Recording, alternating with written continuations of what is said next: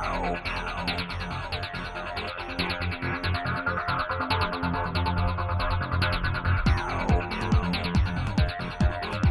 you for joining us on this edition of the show. Our guest is a startup founder working hard to impact the logistics industry using technology.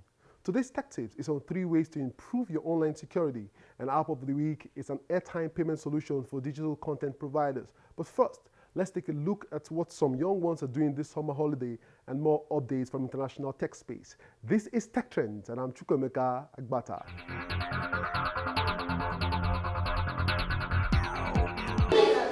Introducing kids to technology has many benefits, setting them up with skills for life. Technology and IT skills are now more important than ever, and basic computer skills are seen as a bare necessity within the working environment.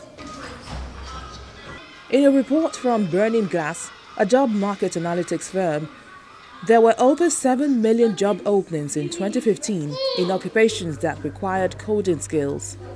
They also found that the programming jobs overall are growing 12% faster than the market average. Computer programmers are currently in short supply and has become a core skill that bolsters a candidate's chances of commanding a high salary because there are few opportunities to try programming at an early age. Your child will not be globally competitive without ICT knowledge, without programming knowledge, and other kids their age, they're learning programming from school from when they're 3 years old. So if you want your children to be globally competitive, then you need to make sure that you invest that a little bit extra to make sure that they actually gain the knowledge and that that interest is sparked. Having recognized the peculiarity of this skill set and no inclusion of programming to primary and secondary school curriculums in Nigeria, technology companies like Innovation Hub, TechQuest and many others are seeing reasons to complement after-school learning with introduction to computer programming in the area of web design and development, animation and game design for children within the age 6 to 17. You see that the classrooms are changing. They've gone from interactive whiteboards, they're looking at interactive screens now. So I think the more technology there is in the classroom, the more you would have children have access to things like Scratch and Raspberry Pi and all of that. And the beautiful thing about this is children play. So if you give it to them, at some point they're going to start playing. If they play and they like it, then it's something that will just become a culture with them. So I guess the challenge for us as parents, as the government, as whoever, is to make sure that they have access to technology all of the time that they can play with. Incorporating design, mechanics, electronics and programming into one is what Sonari Krukubo has achieved in building this helper robot. This is a helper robot, and there are various robots for different fields such as medical robots and other helper robots. A medical robot now is normally programmed for helping patients, giving them medications, and some even can go into surgery.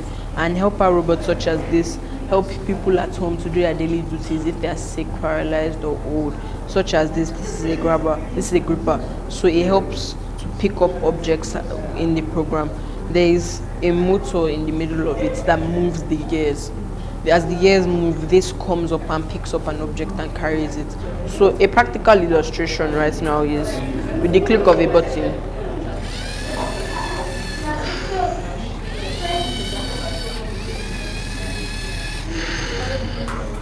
Now, you are wondering how it was able to give me, how it knew that I was here and didn't fall off, and how it knew that I was there. Here is an ultrasonic sensor which tells the head that there is an object.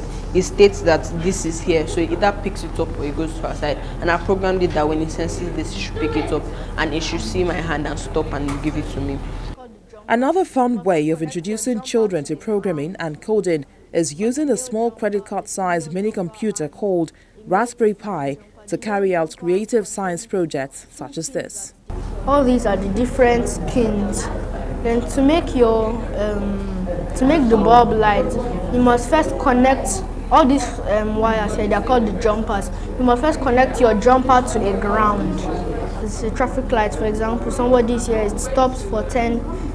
The red light comes on for 10 seconds. The red light comes on for 10 seconds. The yellow light stops for 3 seconds, meaning gets ready. And when the green light goes, the person that is there can walk across the road or the cars can move straight.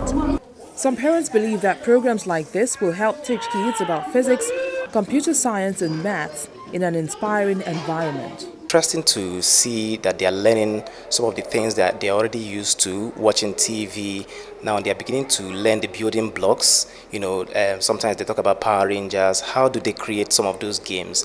So it's interesting that they are being taught the basics, how to build some of those games, and they can see how those things are reflecting in real life. I'm an IT enthusiast, and I want them to learn early because we know that IT is the future.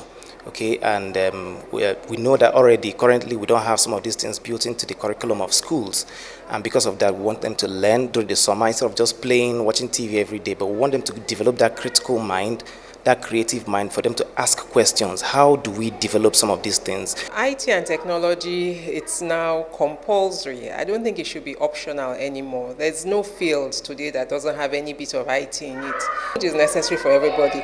Every parent should let their kids go through a program like this. It's been very, very good for my son. I mean, he was a bit wary about having classes from 9 to 4 every day, but by the third day, I think he was into it. He wasn't asking me to pick him up early anymore. So I think it's a really good way for the kids. The Bureau of Labor Statistics projects that employment specifically for computer programmers will decline 8% to 302,200 positions over the next decade as businesses outsource projects to less expensive contract workers overseas. With moms and dads often struggling to reduce screen time for their kids who love playing computer games, their interest for collection of apps on your smartphone may not be one to discourage.